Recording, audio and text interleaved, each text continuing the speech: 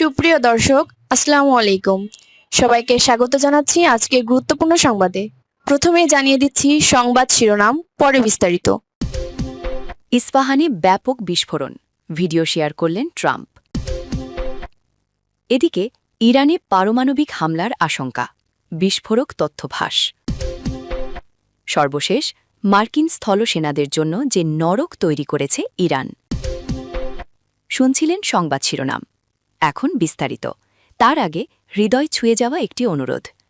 যদি Ayatollah Ali খামেনির নামটি শুনে আপনার বুকের ভেতরটা ভারী হয়ে আসে, যদি ভোরের সেই খবর, একটি দীর্ঘ অধ্যায়ের সমাপ্তি, আপনাকে নীরবে কাঁদায়, যদি মনে হয় এই বিদায়ে শুধু একজন মানুষ নয়, একটি সময়, একটি সংগ্রাম, একটি ইতিহাস বিদায় নিল, তাহলে কমেন্টে লিখুন, হে আল্লাহ, তুমি আয়াতুল্লাহ আলী খামেনিকে জান্নাতুল ফেরদাউস দান করুন।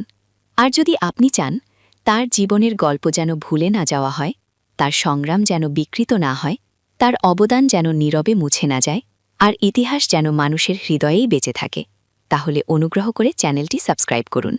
সাবস্ক্রাইব মানে কেবল একটি বাটনে চাপ দেওয়া নয়, এটা হলো শ্রদ্ধা জানানো, এটা হলো স্মৃতিকে ধরে রাখা, এটা হলো সত্যকে নীরবে পাহারা দেওয়ার এক ছোট্ট অঙ্গীকার, এটা হলো ইতিহাসকে ভুলে যেতে না দেওয়ার দায়িত্ব নেওয়া। চলুন কথা না বাড়িয়ে বিস্তারিত জেনে নিই। ইস্পাহানে ব্যাপক বিস্ফোরণ, ভিডিও শেয়ার করলেন ট্রাম্প। ইরানে একটি ব্যাপক বিস্ফোরণের ভিডিও শেয়ার করেছেন মার্কিন প্রেসিডেন্ট ডোনাল্ড ট্রাম্প।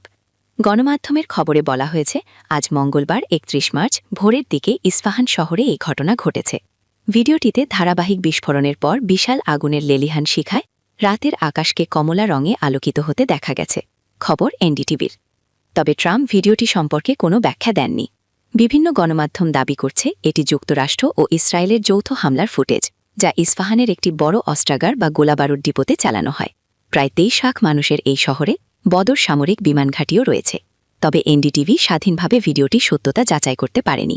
এদিকে মার্কিন সংবাদ মাধ্যম ওয়াল স্ট্রিট জার্নালকে দেওয়া এক মার্কিন কর্মকর্তার তথ্যানুসারে ইস্পাহানের ওই ডিপোতে যুক্তরাষ্ট্র ২০০০ পাউন্ড ওজনের বাংকার বাস্টার বোমা ব্যবহার করে হামলা চালায়। তিনি বলেন, এই হামলায় বিপুল পরিমাণ বাংকার বাস্টার বা ভেদকারী বোমা ব্যবহার করা হয়েছে। খবরে আরও বলা হয়েছে, এই হামলার ফলে একের পর এক শক্তিশালী দ্বিতীয় বিস্ফোরণ ঘটে, যা বিশাল আগুনের গোলা ও শকওয়েভ তৈরি করে চারপাশ কাঁপিয়ে দেয়। সাম্প্রতিক প্রতিবেদনে বলা হয়েছে, ইরান তাদের প্রায় ৫৪০ কেজি উচ্চমাত্রায় সমৃদ্ধ ইউরেনিয়ামের মজুদ ইস্পাহানের একটি ভূগর্ভস্থ স্থাপনায় সরিয়ে নিতে পারে। এই হামলার খবরের একদিন আগে সোমবার ৩০ মার্চ ট্রাম্প হুঁশিয়ারি দিয়ে বলেন, যদি দ্রুত যুদ্ধ শেষ করার কোনো চুক্তি না হয়, তবে ইরানের জ্বালানি খাত, গুরুত্বপূর্ণ অবকাঠামো, এমনকি পারমাণবিক স্থাপনা ও পানি সরবরাহ ব্যবস্থাও ধ্বংস করে দেওয়া হবে। মার্কিন প্রেসিডেন্ট ট্রাম্প ও ইসরায়েলের প্রধানমন্ত্রী বেনিয়ামিন নেতানিয়াহু বারবার অভিযোগ করে আসছেন, ইরান পারমাণবিক অস্ত্র তৈরির খুব কাছাকাছি পৌঁছে গিয়েছিল। তবে জাতিসংঘের পারমাণবিক তদারকি সংস্থা এই দাবির পক্ষে কোনো প্রমাণ দেয়নি। এর আগেও ট্রাম্প দাবি করেছিলেন, গত বছরের হামলায় তিনি ইরানের গুরুত্বপূর্ণ স্থাপনাগুলো সম্পূর্ণ ধ্বংস করে দিয়েছিলেন। এদিকে ইরানে পারমাণবিক হামলার আশঙ্কা, বিস্ফোরক তথ্য ফাঁস। ইরানে সম্ভাব্য পারমাণবিক অস্ত্র ব্যবহারের বিষয়ে বিশ্ববাসীকে সতর্ক করে জাতিসংঘ থেকে পদত্যাগ করেছেন সংস্থাটির এক জ্যেষ্ঠ কূটনীতিক। মোহাম্মদ সাফা নামের ওই কূটনীতিক অভিযোগ করেছেন, জাতিসংঘ এমন এক ভয়াবহ পরিস্থিতির জন্য প্রস্তুতি নিচ্ছে যেখানে ইরানে পারমাণবিক হামলার আশঙ্কা রয়েছে। সোমবার ৩০ মার্চ সামাজিক যোগাযোগ মাধ্যম এক্সে, সাবেক টুইটারে একটি পোস্ট ও দীর্ঘ চিঠির মাধ্যমে তিনি তার এই সিদ্ধান্তের কথা জানান। মোহাম্মদ সাফা ২০১৩ সাল থেকে আন্তর্জাতিক সংস্থা প্যাট্রিয়টিক ভিশন (পিভিএ) এর নির্বাহী পরিচালক হিসাবে দায়িত্ব পালন করছেন। সংস্থাটি জাতিসংঘের অর্থনৈতিক ও সামাজিক পরিষদে বিশেষ পরামর্শমূলক মর্যাদা সম্পন্ন। ২০১৬ সালে তাকে জাতিসংঘে এই সংস্থার স্থায়ী প্রতিনিধি হিসেবে মনোনীত করা হয়। দীর্ঘদিনের কূটনৈতিক ক্যারিয়ার ত্যাগ করার পেছনে তিনি জাতিসংঘের শীর্ষস্থানীয় কর্মকর্তাদের ওপর একটি শক্তিশালী লবির প্রভাবকে দায়ী করেছেন। তেহরানের একটি ছবি সংযুক্ত করে দেয়া পোস্টে সাফা লিখেছেন, মানুষ পরিস্থিতির গুরুত্ব বুঝতে পারছে না। জাতিসংঘ ইরানের সম্ভাব্য পারমাণবিক অস্ত্র ব্যবহারের প্রস্তুতির জন্য কাজ করছে। তিনি যুদ্ধের পক্ষে থাকা ব্যক্তিদের সমালোচনা করে বলেন, তেহরান কোনো জনশূন্য মরুভূমি নয়। প্রায় ১ কোটি মানুষের এই শহরে পরিবার, শিশু ও সাধারণ শ্রমজীবী মানুষ বাস করে। তিনি প্রশ্ন ছুড়ে দেন, যদি ওয়াশিংটন, বার্লিন, প্যারিস বা লন্ডনে পারমাণবিক হামলা চালানো হতো তবে পৃথিবী কেমন হতো। সাফা আরও দাবি করেন 2023 সালের অক্টোবরে হামাসের হামলার পর তিনি যখন ভিন্নমত পোষণ করেন তখন থেকেই তাকে নানা সমালোচনা ও ভিত্তিহীন অভিযোগের মুখোমুখি হতে হয়। তিনি অভিযোগ করেন গাজা যুদ্ধের পর থেকে একটি বিশেষ লবি নতুন বিশ্ব ব্যবস্থা চাপিয়ে দেওয়ার চেষ্টা করছে। এই প্রতিবাদের কারণে তিনি এবং তার পরিবারকে হত্যার হুমকি দেয়া হয়েছে এবং তাকে তথ্য সেন্সরশিপের শিকার হতে হয়েছে। সাফার মতে জাতিসংঘের কিছু শীর্ষ কর্মকর্তা ক্ষমতার অপব্যবহার করে ওই বিশেষ লবিকে সেবা দিচ্ছেন। এই চাঞ্চল্যকর পদত্যাগ এবং অভিযোগের বিষয়ে এখন পর্যন্ত জাতিসংঘের পক্ষ থেকে আনুষ্ঠানিকভাবে কোনো মন্তব্য বা প্রতিক্রিয়া জানা যায়নি। সর্বশেষ, মার্কিন স্থল সেনাদের জন্য যে নরক তৈরি করেছে ইরান। ইরানে আগ্রাসন বন্ধে আলোচনার আড়ালে মধ্যপ্রাচ্যে ব্যাপক সৈন্য সমাবেশ ঘটাচ্ছে যুক্তরাষ্ট্র।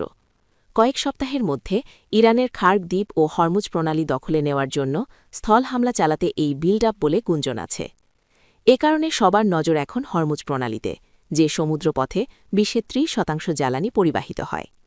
একই সঙ্গে খার্গ দ্বীপ হল ইরানের লাইফলাইন, যা দেশটির প্রধান জ্বালানি কেন্দ্র। তবে বিষয়টি কি এতই সহজ? ইরান কি মার্কিন সেনাদের হামলার মুখে অতি গুরুত্বপূর্ণ এই দ্বীপ ও পানিপথ তাদের বিলিয়ে দেবে? বিশ্বের মোট অপরিশোধিত তেলের 1/5 দিয়ে পথ দিয়ে যায় সেই গুরুত্বপূর্ণ নৌপথ হরমুজ প্রণালী বন্ধ করে দেওয়ায় তেহরানের ওপর ক্ষোভ ঝেড়েছেন মার্কিন প্রেসিডেন্ট ডোনাল্ড ট্রাম্প। তিনি হুমকি দিয়েছেন, ইরান যদি অবিলম্বে এই জলপথ খুলে না দেয় তবে যুদ্ধের তীব্রতা আরও বাড়ানো হবে।